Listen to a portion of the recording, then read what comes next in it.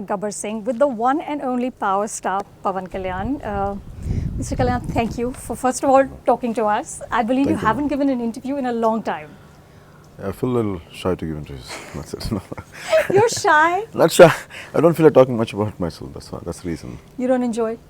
Not that I don't enjoy. Somehow I feel I do my work and just go back. That's it. There's not much to say other than doing the work. That's what I feel.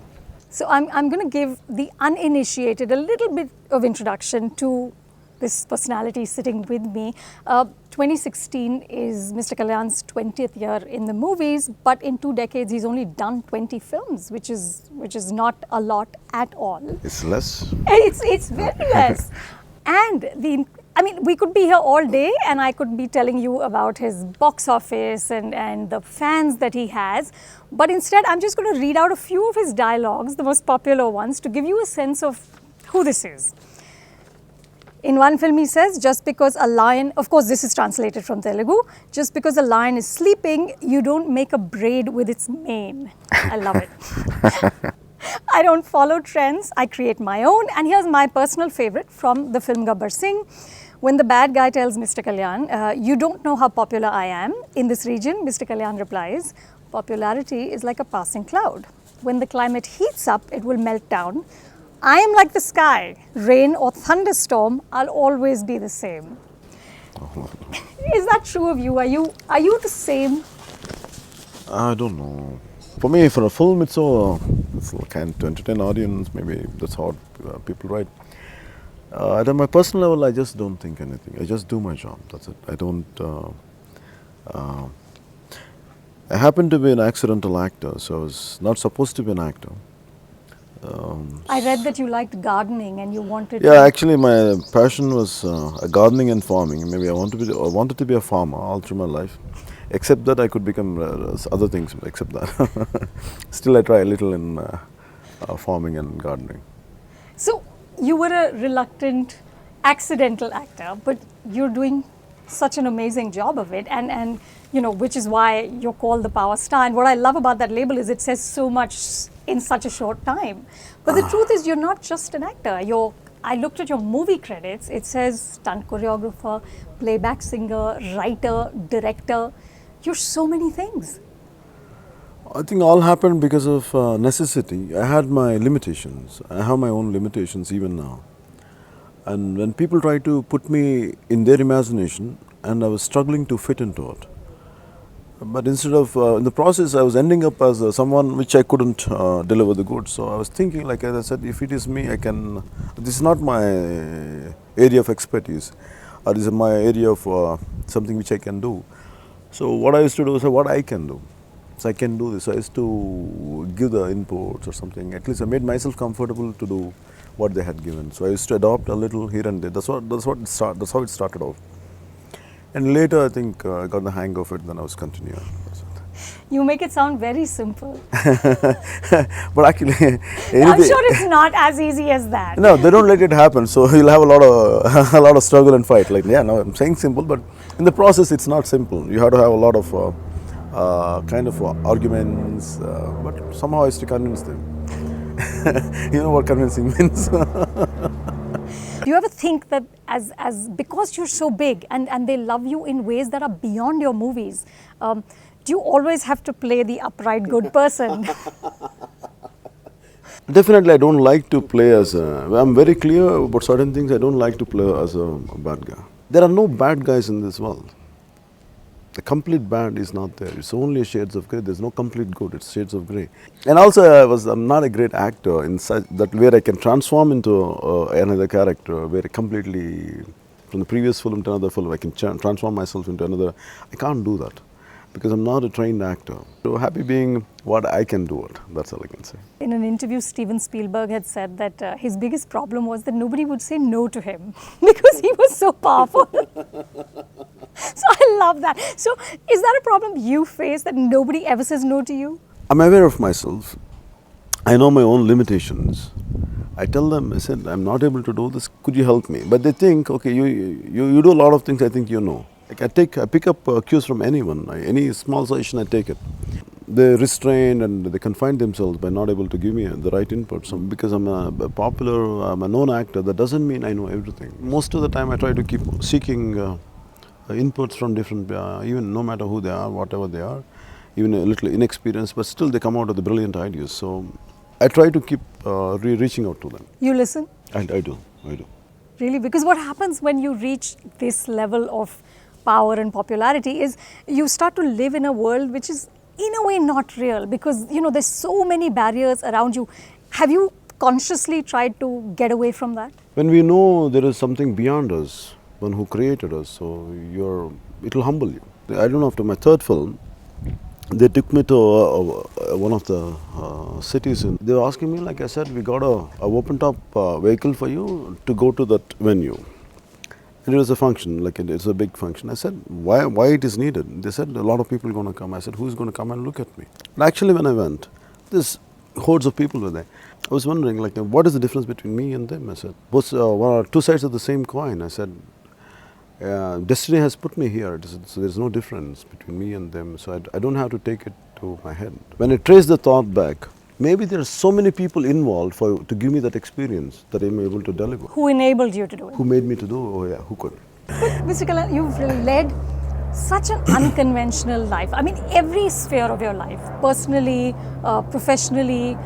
You launched your political party, Janasena, but you're clearly not, and you said that in your speech at the inaugural of the party, that you're not here for a post or you're not here for power. You're like a conscience keeper. Someone should be, somehow, I don't know, somehow a lot of thoughts, they keep choking me. I say a lot of big dialogues in films, and I say it with such a conviction when I'm saying it, actually believe in when I'm saying it. So I keep wondering, how come when I say with such conviction in films, how come in real life incidents, how come I'm so scared? That questions me. And I have that kind of, I can't face myself. So I think that's what made me restless, that's what choked me, not just in 1 year. All through my childhood, that's what, I had a lot of opinions to say. Maybe I want to say something, I want to be bold, I want to be fearless when something is happening. Maybe that made me to go into a little into politics, maybe a little here and there. I think that's how the genesis of Janasena, I think. In that inaugural speech, you said that home is far. You quoted Tilak. Yeah, Mr. Tilak, yeah. Yeah, and you said home is far and there is darkness around. Yeah. But still there is courage. Is that true for you? Is that what you have, courage? Courage is almost as a muscle which expands. If you use it. If you use it. So we pump a lot of iron, we can grow muscle, but the muscle of courage, it's always you have to exercise on it. And always, the courage is always, it can stretch. You can stretch. Maybe today the level of courage for one point of time is not the same for another incident. Again, you have to live up to it. Not that I want to stretch my limits, maybe a situation comes, I don't want to step back. I don't want to. I would like to face, I would like to have an opinion, okay. That's how it is. Do you ever feel that you're risking anything by going into that arena? Even risking means, if it is about the cost of life, we risk a lot. Even if a simple horse riding, even sometimes we go through a lot of kind of electrical short circuits and all, So in that way, if you look at it, danger is lurking everywhere. So for me, I said, and that too, if we are about to die at any point of our time, so why can't we say something and just do it? I think that's how it started off. But especially for film stars in this country, it's very difficult to actually be political because there's so many possibilities of sort of bad effects. Films get banned, that's this true, happens. that's true. You don't seem afraid of that. Films is not the end of life. Films is just a part of my life. For me, the life is more bigger than cinema. If you weigh what is expressing is more essential than keeping quiet, I prefer to express myself, no matter whatever the cost is. But it's not that I will be foolish. I choose, and also I go through a lot of thinking process. It's not that I want to irritate people. It's not that I want to make people angry. I said, if there is some kind of imbalance or injustice, I want to put it in such a way to make them understand. You're not seduced by your own superstardom?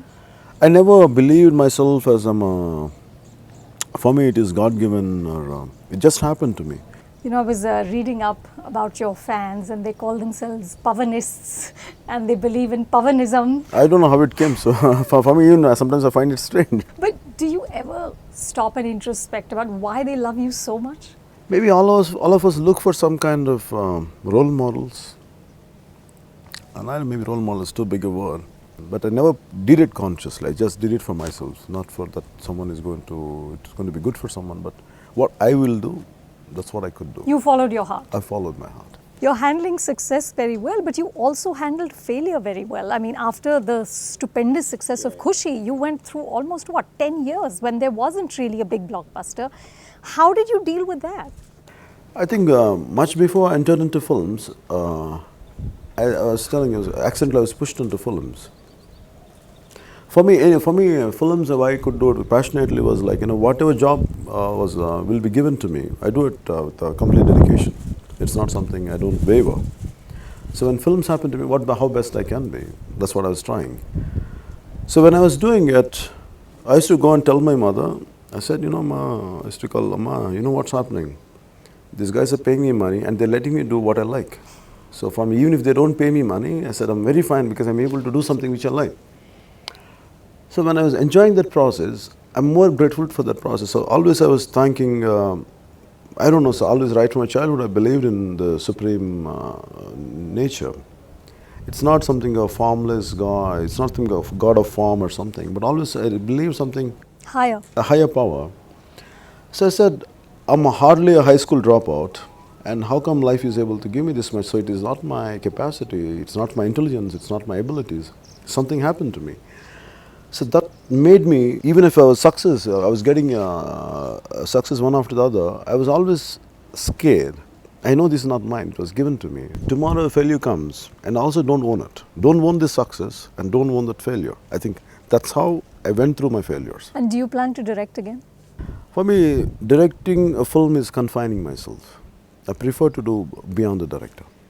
I know a lot of young talent is there. I can conceive, write, stories and screenplays. That is more better for me. But you're also captain of the ship. Or are you captain of the ship anyway?